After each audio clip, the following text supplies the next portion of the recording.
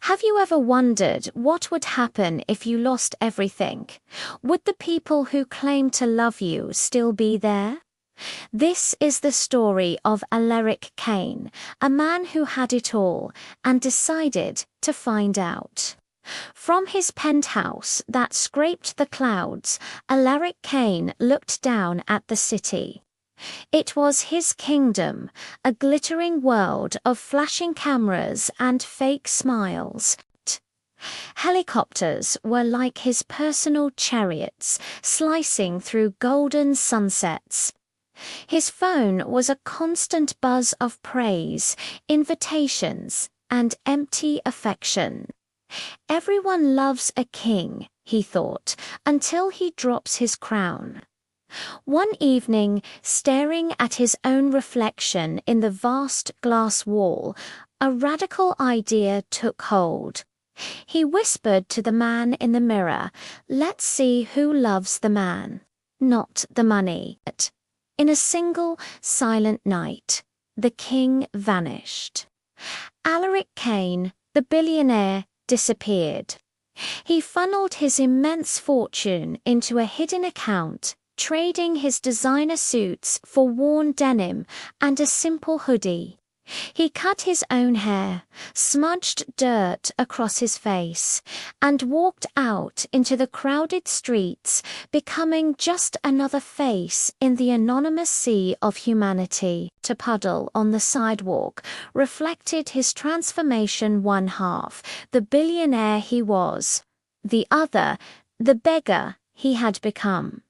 The city that once adored him now turned a blind eye. As rain slicked the pavement, Alaric sat by a bustling cafe, clutching a paper cup, invisible. People brushed past, their worlds too busy to notice his. He saw a former business partner walk by, a man who had once praised him to the skies. The man glanced at him with disdain and muttered, "God, this city's full of lost souls." He didn't recognize Alaric. The sting of that moment was sharper than any betrayal he'd ever known in the boardroom. The shock melted into a quiet heartbreak. That night, he slept under a bridge. The city's glamorous lights twinkling mockingly above, a cold reminder of the world he'd left behind. But even in the darkest corners, light finds a way to shine. At dawn, a waitress named Lila, with kindness in her eyes and shoes just as worn as his own, handed him a sandwich. "You don't have to pay," she said softly. "Just promise you'll smile today." Her simple act of grace was worth more than all the gold he'd given away. He managed a small, grateful grin.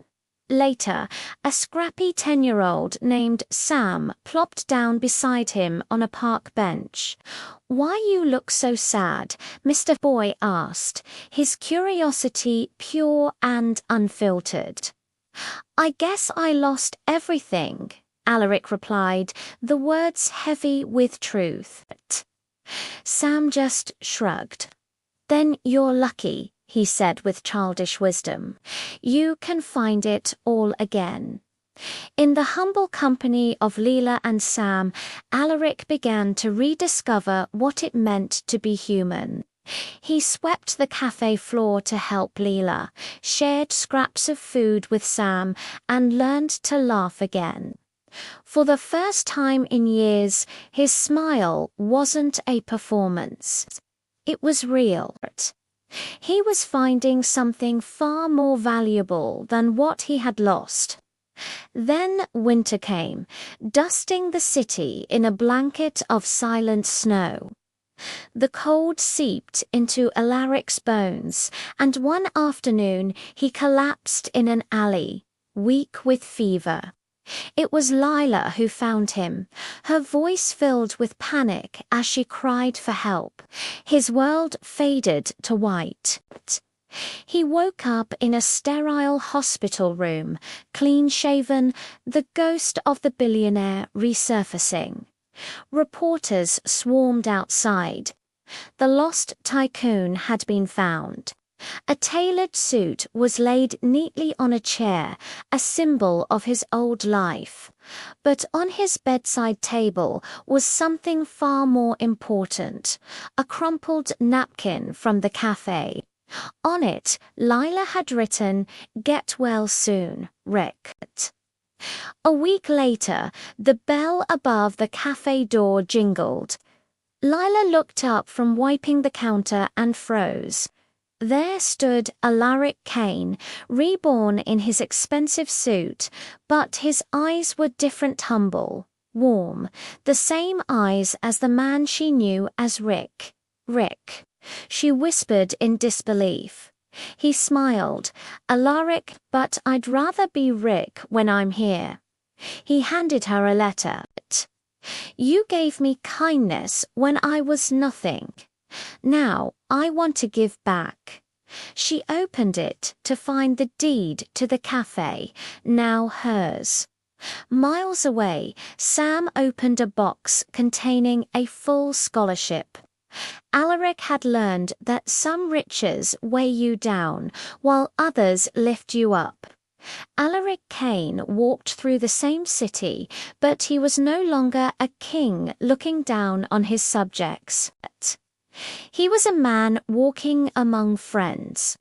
He saw Leela running her own thriving cafe and watched Sam wave from his new schoolyard. In a quiet corner of the city, he placed his old broken shoes beside a donation box.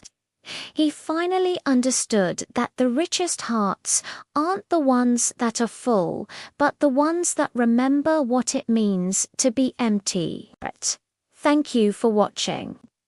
If this story moved you, don't forget to like, share, and subscribe for more content that touches the heart.